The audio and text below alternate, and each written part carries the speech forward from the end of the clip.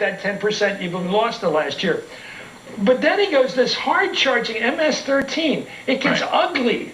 And then bringing on the sad cases of the victims, one after another. I mean, really, well, using those experiences, let's put it that way, of the American life, and doing it in a way that's, my God, this is really heavy stuff. I've never seen a speech put together like this before. The dessert first, and then the really raw meat. What's it about?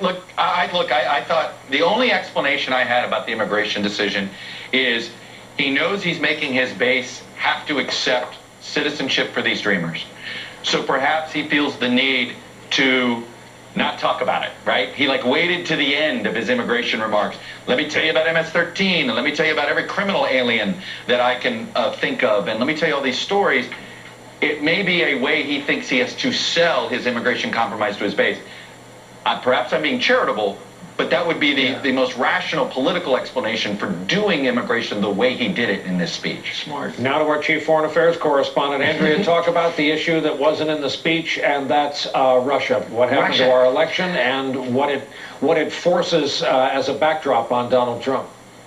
Well, the fact that Russia is overhanging everything and that he will not acknowledge what his own CIA briefer, Mike Pompeo, the CIA director, whom he's so close to, spends hours every day with, has said this week that Russia is still going at us, still planning to interfere with our 2018 midterm elections, that we have not stopped the Russian threat.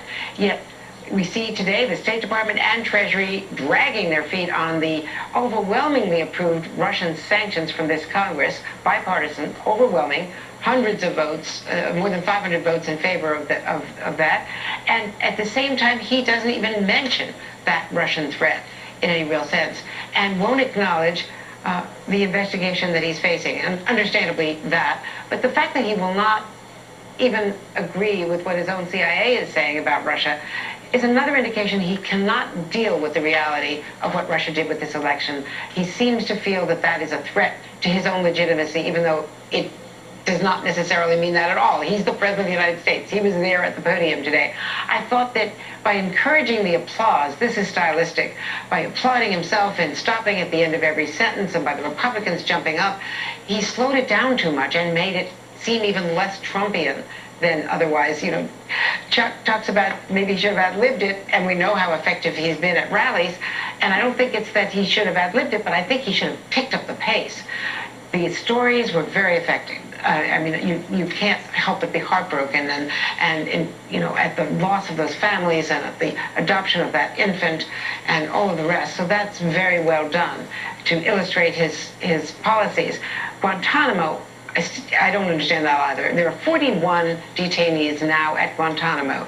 At its height over the years, there have been 708. But why take that on? It's another base-pleasing moment. And the fact checkers are going to be up all night, because on clean coal, here we have a president in 2018 advertising the coal industry and not talking about the future. I mean, how that is appealing to anybody.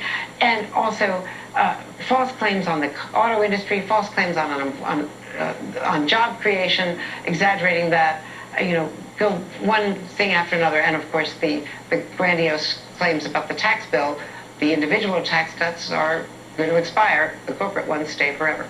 Two of the best in the business, our good friends, Andrea Mitchell, Chuck Todd. Thanks, gang. That was terrific. You bet. Appreciate it. I'll bring into the conversation now